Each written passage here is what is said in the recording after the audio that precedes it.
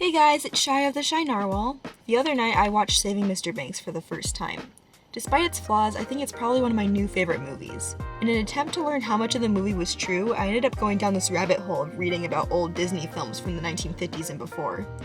So because I'm in that mode, I thought it'd be interesting to go over 5 lost pieces of vintage Disney media. Let's get into it.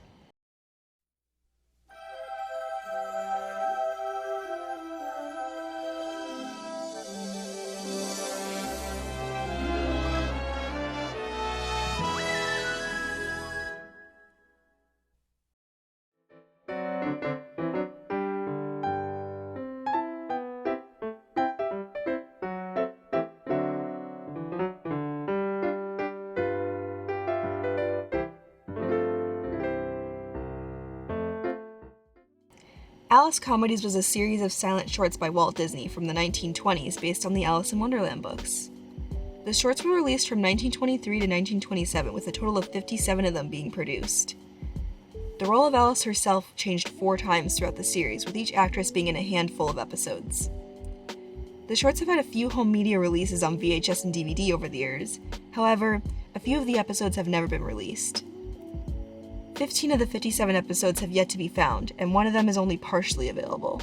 Because I don't want to bore you with listing off each of the lost episodes, here is the entire list of lost shorts. Feel free to pause the video here if you're interested.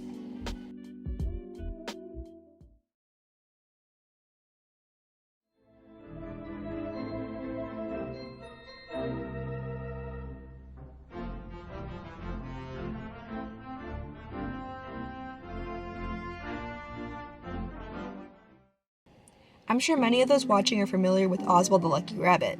However, just in case you aren't, I'll give you a very brief watered-down history. In 1927, Walt Disney created Oswald the Rabbit for a series of theatrical shorts, once Alice Comedies ended. Disney sold the character to Universal Pictures, and the series was very successful for the company, rivaling other well-known cartoon series of the time. Disney went on to create his own animation studio and ended up losing the rights to the Oswald character, ultimately resulting in the creation of Mickey Mouse. The original theatrical series consisted of 27 shorts. While most of them are available to the public, there are a total of 3 episodes that are partly lost and 6 episodes that are completely lost. It is unknown why these episodes haven't been released, or if we'll ever get to see them.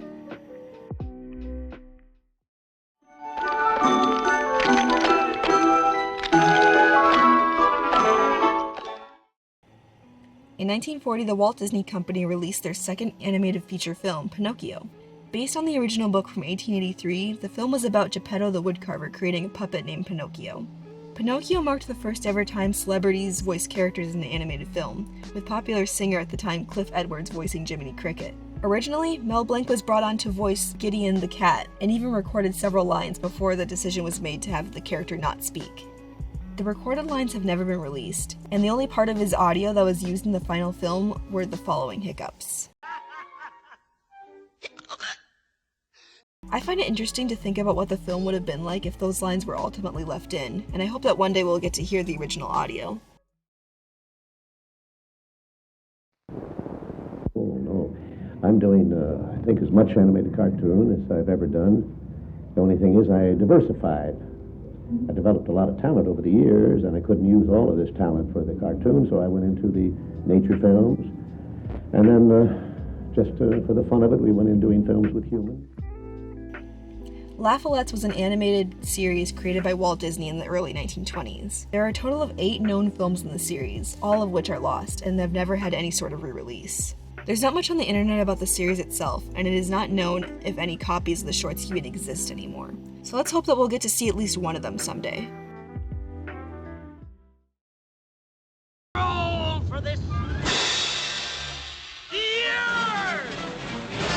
Off with her! But consider, my dear, couldn't she have a trial? First... Trial? In 1951, Disney released Alice in Wonderland based on the 1885 Lewis Carroll stories. The film was kind of a flop at first, but found most of its success airing on television years later. The film took many years to be released, and there was even an original draft that was pretty far into its development that has never seen the light of day. The film had concept art, storyboards, and a voice cast before Walt Disney rejected the draft, as it wasn't quite the tone he was going for with the film. The film even had a few musical numbers and a score written for it. The lyrics to the Lobster Quadrille and Speak Roughly to Your Little Boy can be found online. However, 2 of the songs, It's Great to Be Sane and Garden Snips, have never been released in any format at all. None of the original sound recordings for the voice actors and music have ever been released. Thank you so much for watching. If you enjoyed this video, don't forget to like and subscribe. I post new videos every Monday at 5 p.m. Central Time, and I will see you guys next week. Bye! Travel light and see the world right. You'll never know if you never go. So run away with me and say hello to New York City.